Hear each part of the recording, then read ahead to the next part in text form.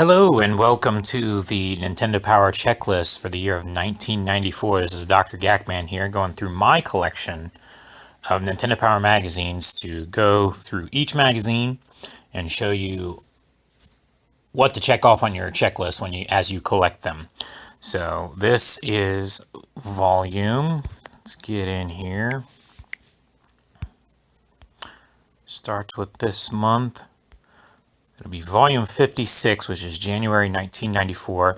This is my blogger here, where I have a text version, color-coded, of collecting tips and stuff for the year of 1994. The video will be inserted into my blogger page once we get to that point. But it's Mega Man X. Now this is embossed, and it's a silver... as you can see, there's some water damage down here. Silver wraparound cover that they gave for the bonus issue. And then this is what the inside cover looks like, and what the newsstand would look like if you weren't a subscriber. So, January, volume 56, 1994. The centerfold was Bugs Bunny Rabbit Rampage. Super NES was in full swing at this point. This is, oh boy, I forgot what it was. What game it was. Let's see here. On the back of the centerfold, that is Soldiers of Fortune. There's some levels that they give you tips on. There was a comic. Now, you remember the previous year they had what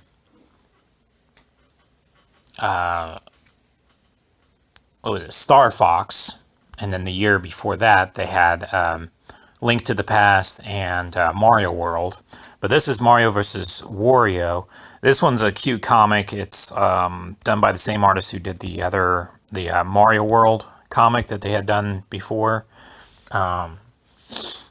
And at the end of it, they show, and it's funny because the Power Supplies catalogs were coming out around this time, and they had these little plushies that you could get. It was before they called them plushies; they were beanies actually, as they're in the Beanie Baby craze and all that stuff. Well, not during, but near towards the end of that. Anyways, through Benson, Dutch and Associates, who did a lot of these items that were in the Super Power Supplies catalog, there was, like Yoshi beanies. There was, they even got to the point, and during the Nintendo 64 days, where they did Banjo-Kazooie and Donkey Kong and all the Mario characters and all that. So, but at the end of this comic, they show, I believe, like a Samus little doll. And of course, Peach wants it, and they're trying to compete to get it for, that's what this comic is about. But they never made that Peach, or they never made that Samus in her cyber suit, the Vera suit. They never made that plush or that beanie, so just had to put that out there. This was a part of the members special, if I remember right. You got the Super Nintendo Power Index. So this is an index of what the games that had come out for the Super Nintendo at this point, which there is a bunch more that came out afterwards, but they decided to make an index. And then on the next page after that, it's a rip out thing, but I kept it in the magazine, of course, because I try to do that with when I was collecting Nintendo Power magazines. But they had all these stereograms. I don't know if you remember these. This was a big thing in the 90s, I guess. They even had, like in malls, they had giant posters that you can stare into and see what they were. And then these were all the additional articles that they put in the bonus issue. So nothing like the previous year, which had like stickers and they had an R-wing paper like origami thing that you could make, blah blah blah. And then at the end of the magazine, there is the Power Challenge trading cards again. And they continue this all throughout the rest of this year, 1994. And it may go into 95, I'm not too sure.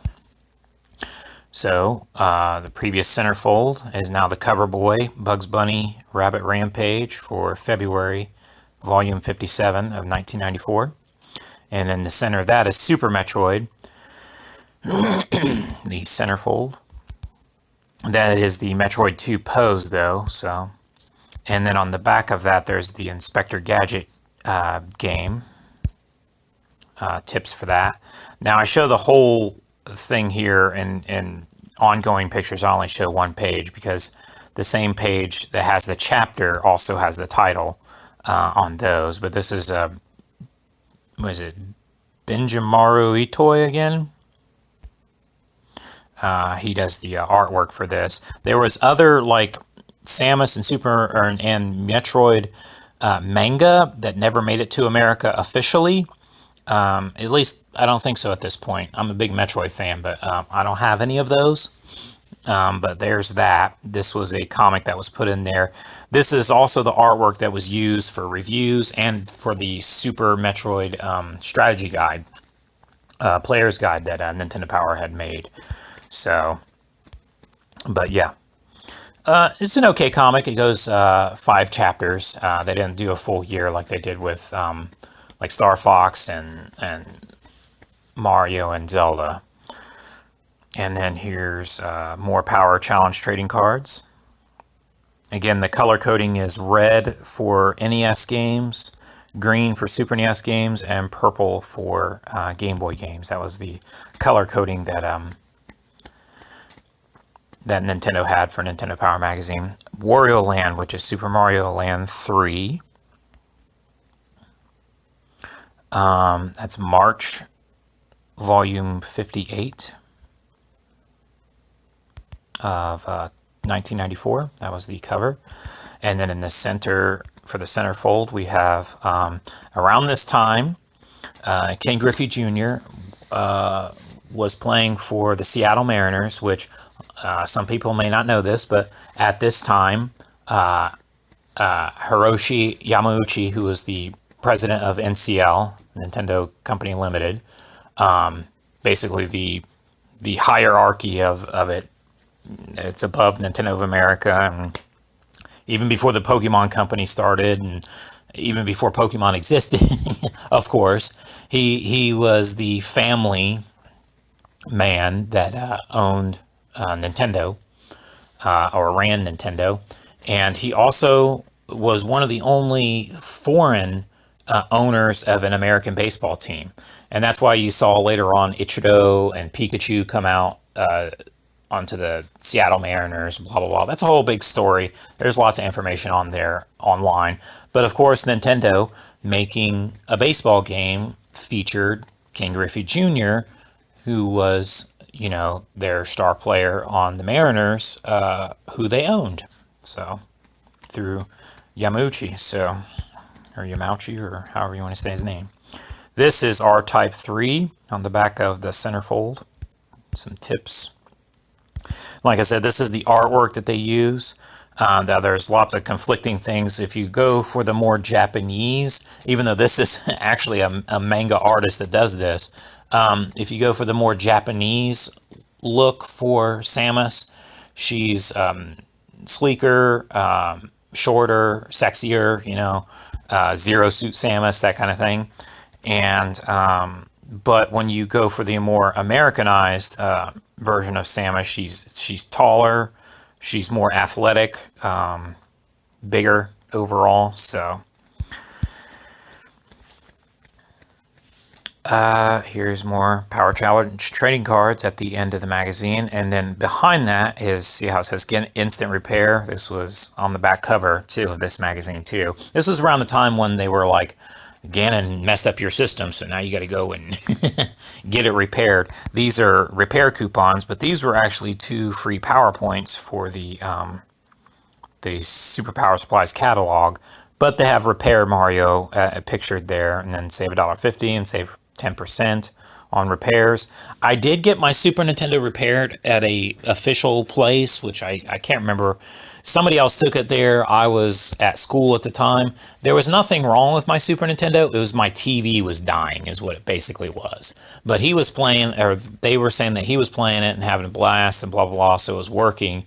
And, you know, but we were just too poor to get me a better TV. And my television screen kept rolling. So that was the problem that I was having. Presents Major League Baseball, Ken Griffey Jr. That's the cover for 59, volume 59 of April 1994. Barkley, shut up and jam.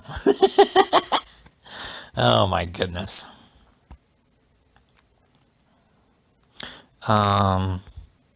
Accolade made this. So I don't know if Accolade was really known for sports games. I'm not too sure. But anyway, yeah, that was the centerfold. And then on the back of the centerfold, we have... What is this? Oh, I remember the name of this game. And I wrote it down, of course, in the blog. So you go to 59. This is Excalibur 2097. Now, I never saw this in stores, but I had cards of it through the Nintendo Power, you know, the Power trading cards. Haven't punched those out. I have the gold foil set that was sold separately from the Nintendo Power Super Power Supplies catalog. And we'll go into those items that I bought from there and the catalog in another video someday. I'm just going to focus on the checklist for these checklist videos. But then after I'm done with the checklist videos, or maybe during, I might do more videos. I'll go over the Super Power Supplies catalog, some of the items that I bought from it, t-shirts and blah, blah, blah. But anyway, I would imagine that out of all the cards that I've got, that I got the complete set. The gold foil was not the complete set. It was like 100 of the cards. And then there was more of them. I don't know. That's a whole other topic, though. Again, here's Chapter 3 of the Super Metroid comic. And then at the end of the magazine, there was Power Certificates. This is for Mega Man X, Zoda's Revenge, Mega Man 6, and Street Fighter 2 Turbo. Man, save $10. Dang. Woo! These are color-coded, too, as you can see. The purple... Well, this was actually red, sorry, for NES, and then the green for the Super NES games. So, and then behind that, there's one of my favorite games, Secret of Mana, are the Power Challenge trading cards. And then on the cover is, well, they have New Super Game Boy. That was around the time when I had gotten the Super Game Boy, too. I was so ecstatic about that. And then Super Metroid had come out. I saved up all my pennies and dollars for that.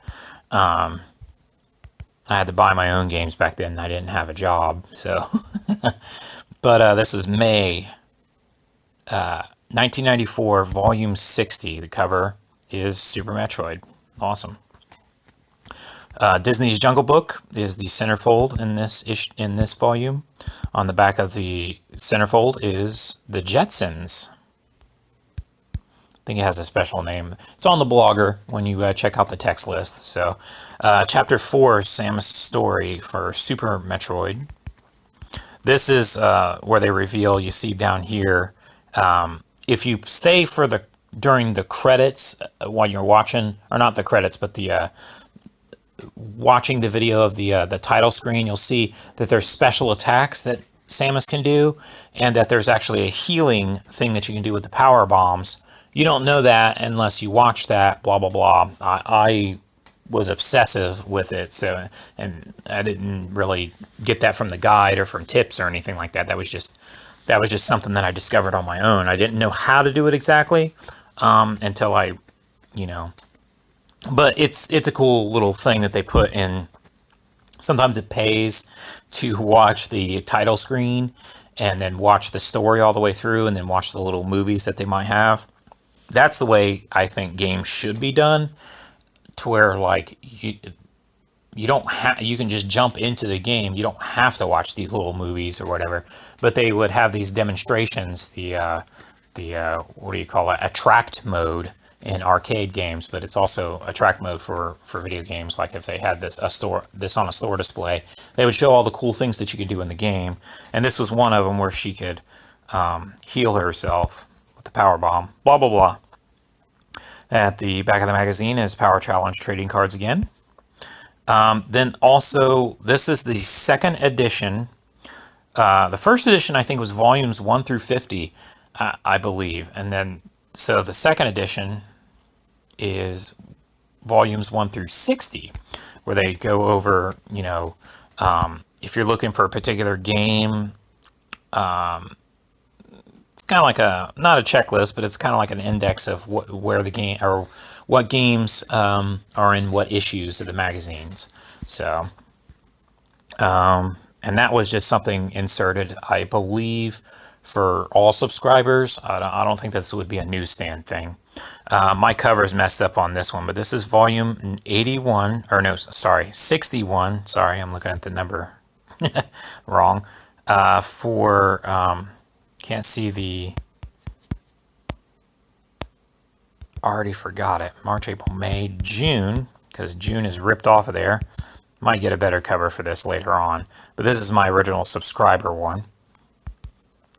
For Donkey Kong. Now this is also referred to as Donkey Kong 94 because it was the one that was on Game Boy, and it had Super Game Boy features. So when you put it in the Super Game Boy and played it on your TV through your Super Nintendo, it was colorized and it had more features and blah blah blah. But yeah, that's the cover for volume 61, June 1994. And then in the center, Street Fighter is really taken off. This is the third game on Super Nintendo. Out of, I think, 4 were made. They made Street Fighter Alpha 2 on Super Nintendo way late in the life cycle of Super Nintendo. It was a game that, like, if you watch videos about it and what they had to do to make it work on the Super Nintendo is pretty crazy. But anyway, here's Super Street Fighter. It's one of my favorites. Yeah, the centerfold, and then there's Saturday Night Slam Masters. That's pretty funny. And then on the back of that, there is, what is the name of this game? Boy, oh boy. It's one that I never played. Let's go to 61 here and see what that is. Oh, Twisted Tales of Spike Mcfang. I don't know if he's like a vampire and he's fighting other monsters. And then this is, I guess they ended it early, or maybe they only intended it to be 5 chapters, but this is the 5th chapter for the Super Metroid comic. At the back again, Super Power Challenge trading cards. And then Super Street Fighter 2, the new challengers, is on the cover of July 1994, volume 62. And then here is Itchy and Scratchy Show. The Simpsons games were pretty kooky back then, so. And then on the back of this, they got Disney's Jungle Book, some playthroughs there. More repairs, this time no PowerPoints on this one, and it's Samus was the featured character that they had for the repair. And I think this was around the time that I got it repaired because I got a magnet. You got like free stuff when you got your stuff repaired. It was weird. For my Super Nintendo, which I talked about before, them fixing it, it wasn't broken though, but my TV was. But they gave me the magnet that, you know, gave me a phone number to, you know, the repair center or whatever. There was authorized repair centers, and they had lists on the back of the Nintendo Power magazine that showed you, you know, where you could go to get it fixed and blah, blah, blah. Now, me personally, it's funny, I work on them now. No, in the area, I don't know of anybody else who does, but I mean, I'm not boasting or anything, but I work at GameSwap, so you can bring your Super Nintendo in and get it fixed. Or there's some things I can fix, there's some things I just can't. But but here's that, save $1.50 and save 10% again. Repair Mario coupons.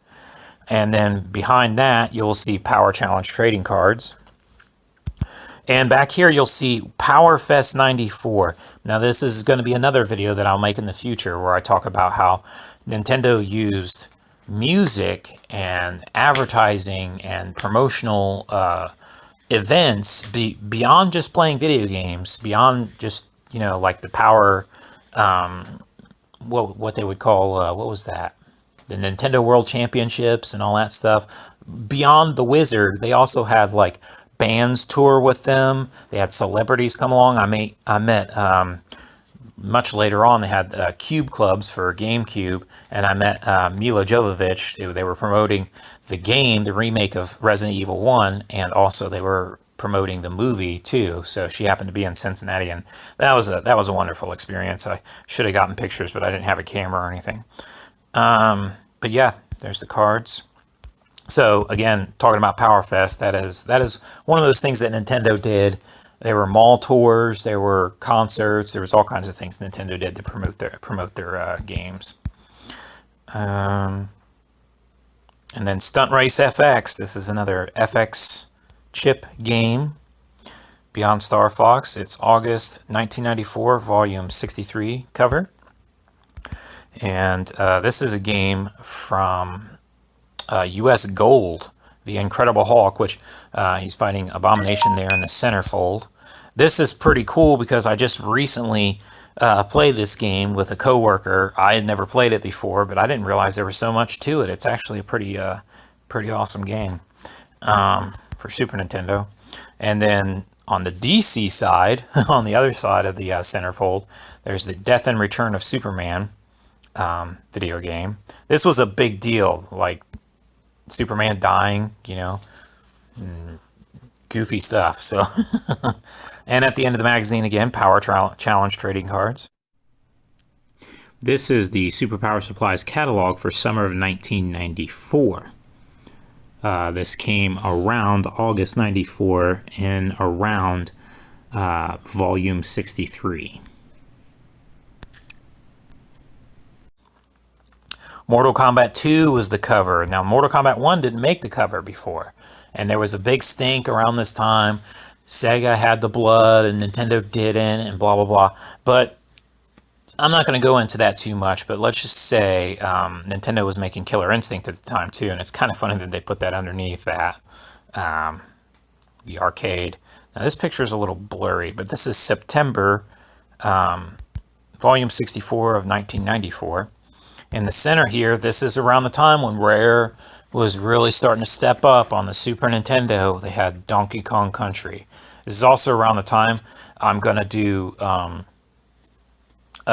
video someday about the actual promotional videos that Nintendo and some other companies would send out to subscribers or to just people that they knew registered their system. Or just randomly they would send them out to some people too. Or they had them on store countertops and stuff for free.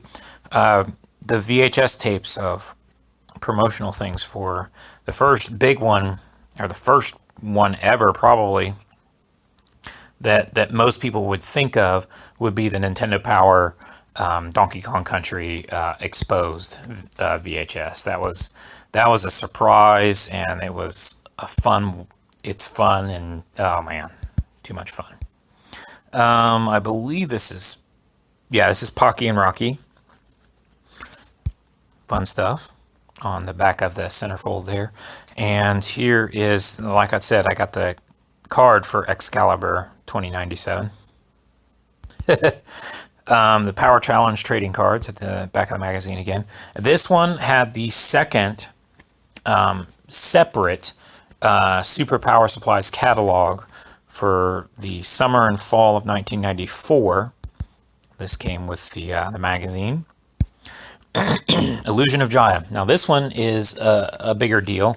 I talk more about it on the blogger because I don't want to be too long-winded in this video. The video is already too long. But yeah, I wasn't an Illusion of Jaya fan. I'm not. I think there was also Secret of Evermore, and this was after Secret of Mana had come out, and blah, blah, blah. But this was something that Nintendo was trying to push. Kind of like how they did with Dragon Quest, and then later on with Earthbound, and blah, blah, blah. But here you go. This is October of 1994, volume 65. That's the cover. And then in the center, there's Earthworm Jim. His name is cut off here. You need to look up his videos. He's got his It's called Doug TenNapel in Exile. He's on YouTube. Interesting stuff. And then he also has one where he's a channel where he's just drawing Earthworm Jim and some other characters and stuff. And this is also around the time when there was a Battletoads cartoon. There was Earthworm Jim cartoon. You know, just cartoons on TV talking about video games, or not talking about, but you know, well, there was GamePro magazine had a kind of a tips show with JD Roth. That's another thing to go into someday. But yeah, this is the Earthworm Jim centerfold, and then on the back of that, there's Final Fantasy III maps. There's the World of Balance and the World of Ruin. Final Fantasy III is actually Final Fantasy VI. I'm not a big Final Fantasy nut, but I just had to put that out there. Illusion of Jaya saved $10. They were, like I said, they were really trying to push it. And then here's the Yogi Bear Adventure of Yogi Bear and Yogi Bear's Gold Rush. Now see, this one is Super Nintendo, and then the other one was Game Boy, but they color-coded this as the Super Nintendo one green. So, anyways, there's the power certificates, coupons, and Death and Return of Superman again. Power Challenge trading cards at the end.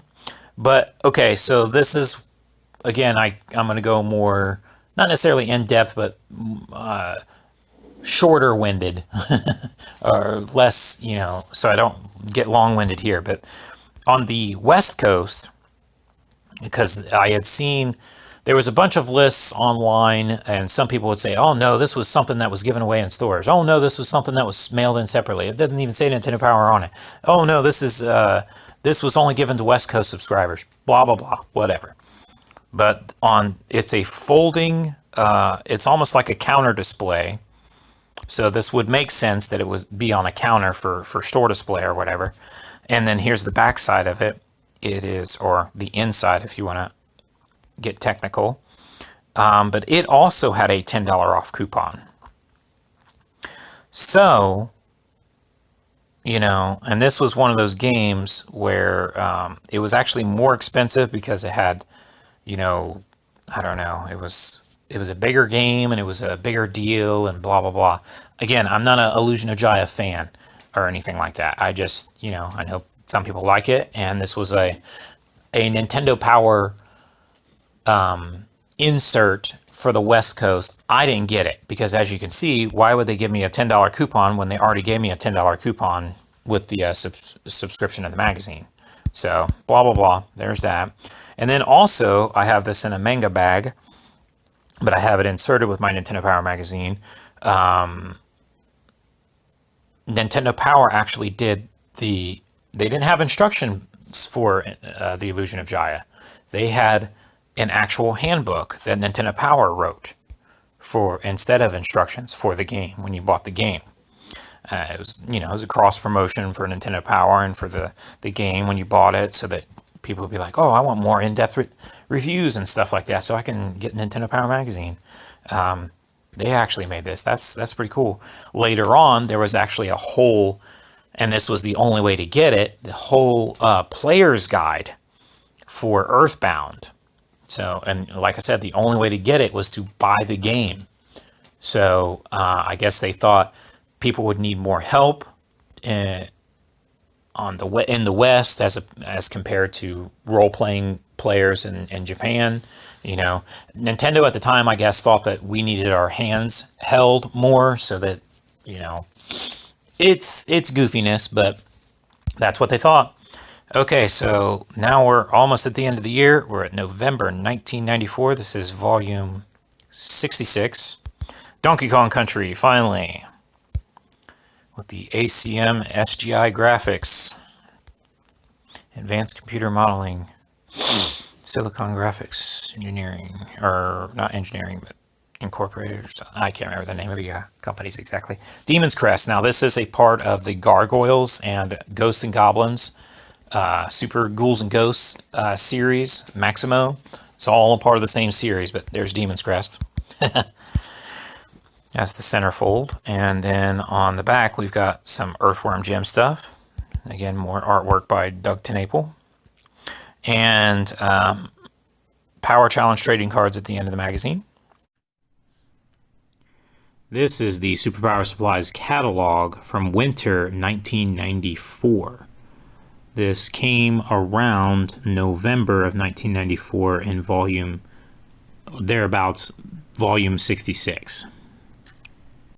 And then here's my boy, Earthworm Jim, right there on the cover of December 1994. This is volume 67.